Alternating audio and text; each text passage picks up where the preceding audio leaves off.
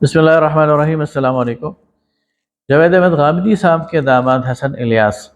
جو ان کے ممکنہ جانشین بھی ہیں یا کم از کم اس طرح پوسٹ کر رہے ہیں، ان کے حالیہ ایک پوڈ کاسٹ کی جو گفتگو ہے وہ موضوع بحث بنی ہوئی ہے۔ اس میں وہ ایک سوال کے جواب میں فرماتے ہیں کہ اسلام میں حدیث یعنی اسلام کا دار و مدار کسی حدیث پر نہیں ہے، بلکہ اسلام تو نام ہے قرآن اور سنت کا۔ تو سب سے پہلے تو آئیں ہم وہ گفتگو کا وہ متعلقہ حصہ سنیں، وہ کیا کہہ رہے ہیں، اور اس کے بعد انشاءاللہ اس پر بات کریں گے۔ نہیں، اسلام تو حدیث کا نام ہی نہیں ہے، اسلام تو نام ہے قرآن اور سنت کا۔ حدیث تو رسالت مآب صلی اللہ علیہ وسلم کی نسبت سے لوگوں نے اپنے انیشیٹو پر کچھ باتیں بیان کی ہیں۔ اسلام حدیث کی تشریح کے بغیر مکمل نہیں ہوتا۔ کوئی ایک مثال بتائیں جو حدیث کے بغیر مکمل نہیں ہوتا۔ مطلب نماز پڑھنے والی بات، نماز تو میں نے حدیث سے کبھی لی نہیں، نماز تو اجماع اور تواتر سے۔ طریقہ اس کا، طریقہ بھی آپ نے طریقہ جو ہے مسجد میں جا کر سیکھا ہے، حدیث کی کتاب پڑھ کے سیکھا ہے؟ میں نے تو اپنے والدین سے سیکھا۔ تو والدین نے کہاں سے سیکھا؟ حدیث پڑھ کے سیکھا ہے؟ والدین نے اجماع سے سیکھا ہے۔ اجماع اور تواتر پریکٹیکل کنسنسس ہوتا ہے، اس میں کوئی چیز روایت میں نہیں ہوتی۔ آپ نے سنا کہ انہوں نے فرمایا کہ اسلام میں حدیث کی اہمیت نہیں ہے اتنی، اسلام تو قرآن اور سنت کا نام ہے۔ اور پھر انہوں نے کہا کہ یہ جو دینی احکام ہے، مثلا نماز ہے، روزہ ہے، حج ہے، زکوٰۃ ہے، یہ ہمیں کسی حدیث سے نہیں ملے، بلکہ یہ ہمیں عملی تواتر سے ملے ہیں، اجماع سے ملے۔ اس گفتگو کے ذریعے اس سے پہلے غامدی صاحب کا بھی یہی استدلال ہے، اور حسن الیاس صاحب بھی یہی پروف کرنے کی کوشش کر رہے ہیں کہ سنت کچھ اور چیز ہے اور حدیث کچھ اور چیز ہے، اور حدیث کو لوگوں نے خود اپنے انیشیٹو پر ریکارڈ کیا ہے، رسول اللہ صلی اللہ علیہ وسلم نے گویا اس کا حکم نہیں دیا۔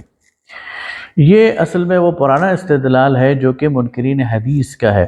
اور یہ کوئی نئی بات نہیں کر رہے حسن الیاس صاحب، اور اس کا ظاہر ہے کہ ہر دور میں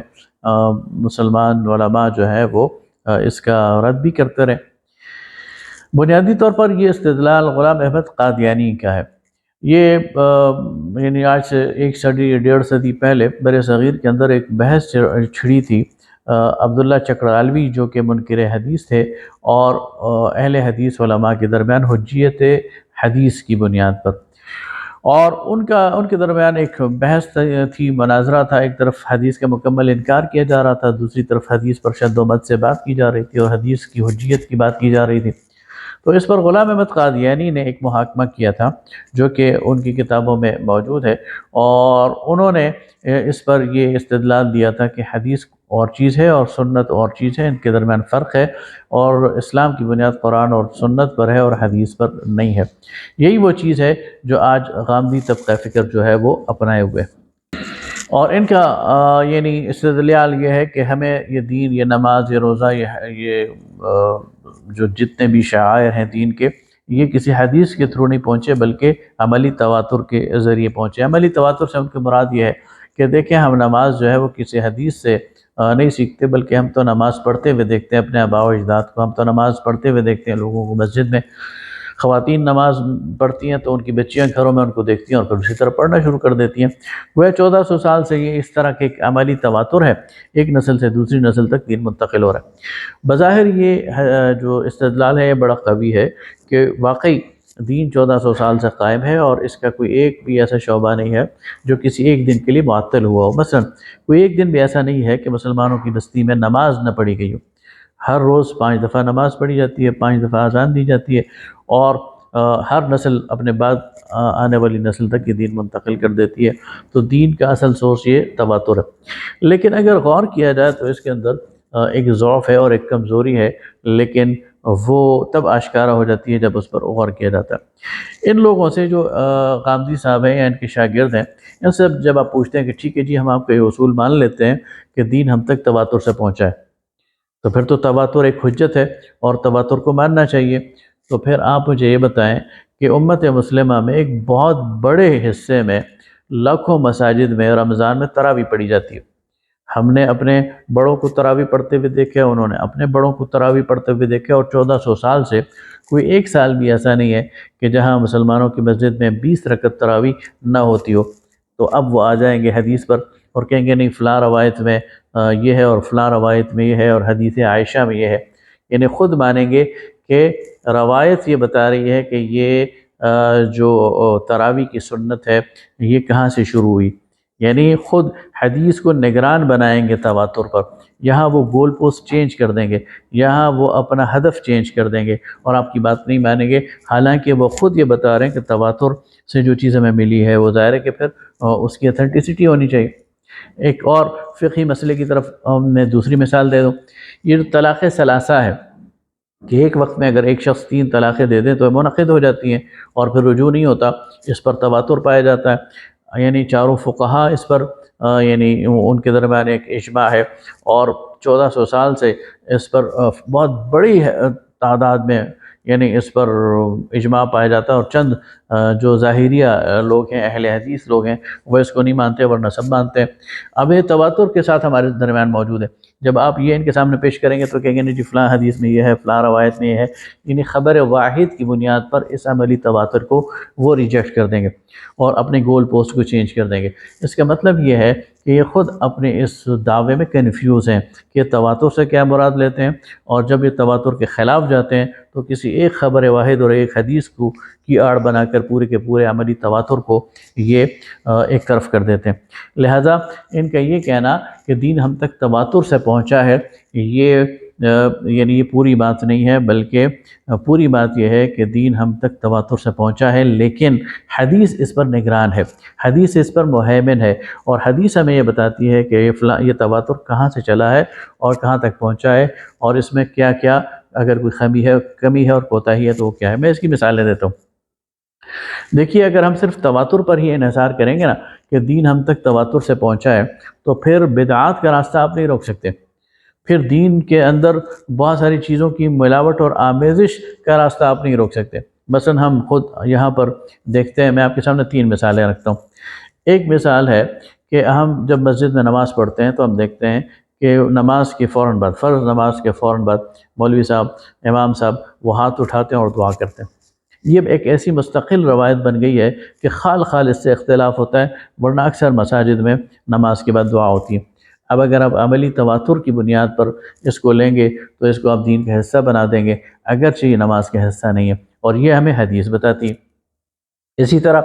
اگر یہ ہمارے ہاں میلاد کا جلوس چلتا ہے، اب سینکڑوں سالوں سے، صدیوں سے میلاد کے جلوس 12 ربیع الاول کو چلتا ہے، یا 10 محرم کو صدیوں سے تعزیے کے جلوس نکلتا ہے۔ اب اگر آپ عملی تواتر کو ہی بنیاد بنائیں گے تو یہ تو پھر دین کا حصہ بن گیا، لیکن حدیث آپ کو بتائے گی کہ یہ دین کا حصہ نہیں ہے۔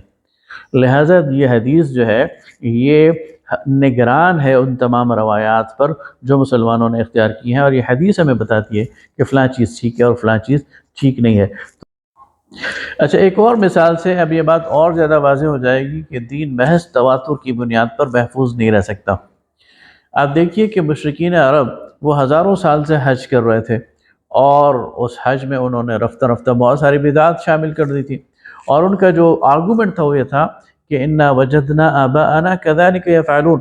ہم نے اپنے آباء و اجداد کو ایسا ہی کرتا ہوا پایا ہے۔ لیکن اس حج کے اندر انہوں نے بت پرستی بھی شامل کر دی تھی، اس حج کے اندر انہوں نے برہنگی بھی شامل کر دی تھی، اور اس حج کے اندر انہوں نے بہت ساری بدعات اور خرافات بھی شامل کر دی تھی، جسے پھر نبی کریم صلی اللہ علیہ وسلم نے آ کر واپس انہی مناسک کی بنیاد پر ریسٹور کیا جن کی بنیاد پر حضرت ابراہیم علیہ السلام نے اس کو قائم کیا تھا۔ لہٰذا بات یہ بنی کہ یہ حدیث ہے جو ہمیں بتائے گی کہ مسلمانوں کے اندر کوئی روایت یا مسلمانوں کے اندر کوئی عمل جو جاری ہو چکا ہے یہ ٹھیک ہے یا غلط ہے۔ اگر ٹھیک ہے تو اسے جاری رکھا جائے گا، اگر غلط ہے تو اس کے سدباب کرنے کی کوشش کی جائے گی۔ لہٰذا یہ دین کی حفاظت کا ایک بندوبست ہے جو اللہ رب العالمین نے حدیث کے ساتھ کیا، اس لیے کہ اللہ تعالیٰ کا وعدہ ہے انا نحن نزلنا الذکر وانا له لحافظون۔ تو جس طرح اللہ تعالیٰ نے قرآن کی حفاظت کا انتظام کیا اور اس کے لیے صحابہ کرام رضوان اللہ تعالیٰ علیہم اجمعین کو چوز کیا، اسی طرح اللہ تعالیٰ نے نبی صلی اللہ علیہ وسلم کی سنت کی حفاظت کے لیے محدثین کو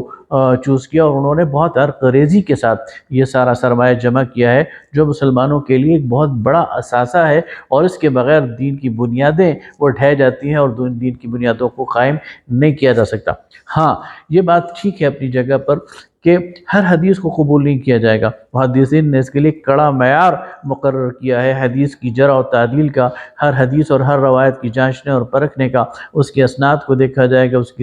کے راویوں کے حافظے کو دیکھا جائے گا، ان کے راویوں کے کردار کو دیکھا جائے گا، پھر وہ جو متن بیان کیا جا رہا ہے اس کے اندر اس پر بھی غور کیا جائے گا، درائت کے اصول اس پر اپلائی کیے جائیں گے، اور یہ کام محدثین نے بڑی عرقریزی کے ساتھ کیا ہے۔ اسماء الرجال کے ایک پورا ایک فن وہ تخلیق کر دیا ہے، اور لاکھوں وہ لوگ جو حدیث کے راوی ہیں ان کا حال آج ہمیں معلوم ہے، اور ان کے بارے میں آج 1400 سال بعد ہم یہ کہہ سکتے ہیں کہ کون سچا ہے اور کون جھوٹا ہے، اور اس بنیاد پر حدیث کے